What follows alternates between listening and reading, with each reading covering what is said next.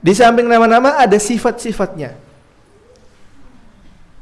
Yang pertama memiliki sifat bernama nur, cahaya. Jadi sifatnya Al-Quran itu cahaya, menerangi. Allah katakan, ya ayyuhan nasu qad ja'akum burhanum min rabbikum wa anzalna ilaikum nuram mubina. Wa anzalna ilaikum nuram mubina artinya dan kami turunkan kepada kalian nuran, cahaya mubina yang nyata. Di Al-Quran diibaratkan sebagai cahaya karena menerangi kegelapan, menerangi kesesatan, menunjukkan kepada jalan yang lurus. Maka sifatnya nur. Yang kedua, sifatnya mau'izah, syifa, huda dan rahmah.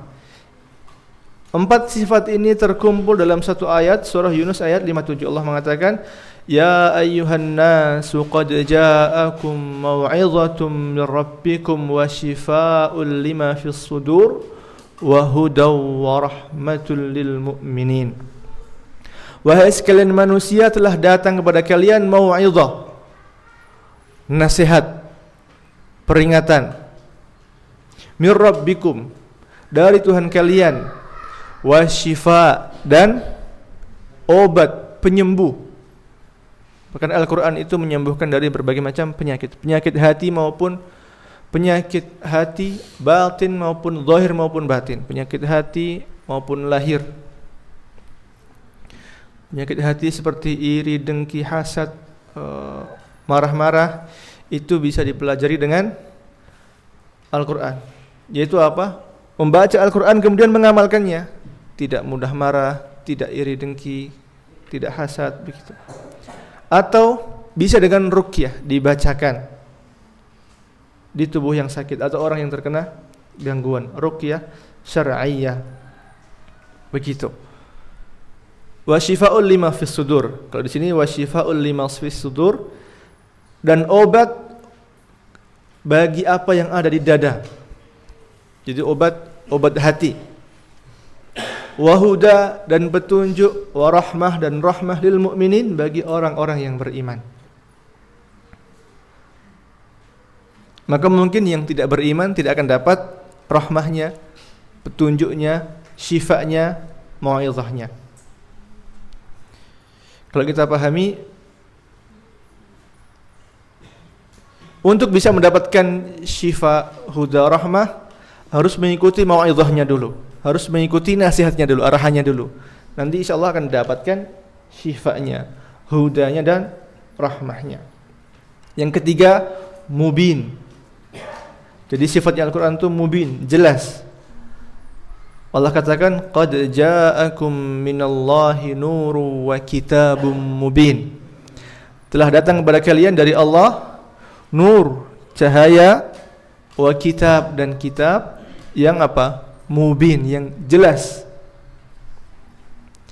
Yang keempat, mubarak, diberkahi. Wa hadza kitabun anzalnahu mubarakun. Dan inilah sebuah kitab yang kami turunkan, mubarakun, diberkahi, musaddiqul ladzi baina yadayhi, yang membenarkan kitab-kitab sebelumnya, yaitu Injil, Taurah, Zabur. Yang kelima, basyiru wa nadhir. Basyir membawa berita gembira, dan nadhir memberikan peringatan. Sifatnya Al-Quran begitu. Jadi basyir wa nadhir. Allah katakan basyira wa nadhira fa'arada aktsaruhum fahum la yasma'un. Kitabun fussilat ayatuhu Qur'anan Arabiyyan liqaumi ya'lamun. Sebuah kitab yang dijelaskan maknanya, ayat-ayatnya, Qur'anan, Al-Quran, diberi nama Al-Quran, sering dibaca, Arabiyyan, berbahasa Arab, liqaumi ya'lamun, bagi kaum yang mengetahui, basyira wa nadhira, sebagai pembawa berita gembira, janji-janji dari Allah yang menggembirakan, dan nadhir yang memperingatkan, yang apa? Mengancam, bahasanya gitu, mengancam.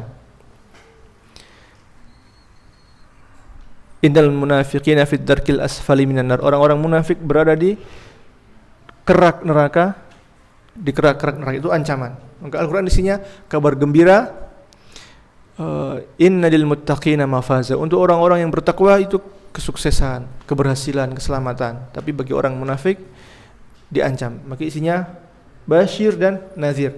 Tapi apa? Fa'arada aktsaruhum fahum la yasma'un. Kebanyakan mereka itu berpaling dan mereka tidak mau mendengarkan. Mereka siapa? Mereka manusia sejak zaman dulu sampai sekarang. Yang keenam disebut majid, bal huwa Qur'anum majid. Tetapi bahkan itulah Al-Qur'an yang apa? Yang majid, yang agung, yang mulia, yang agung, begitu. Jadi itu 6 sifat-sifat Al-Qur'an, seperti nur, mau'izah, syifa, huda, rahmah, mubin, mubarak, basyir, nadhir, majid. Ini kalau orang Indonesia 6 ini menjadi nama orang bisa ini. Nur, mau'izah, syifa, hudan, rahmah, mubin, mubarak, basyir, nadhir, dan tapi kalau majid sebaiknya pakai kata, karena Al-Majid itu nama dari nama Allah, maka sebaiknya diberi nama Abdul Majid.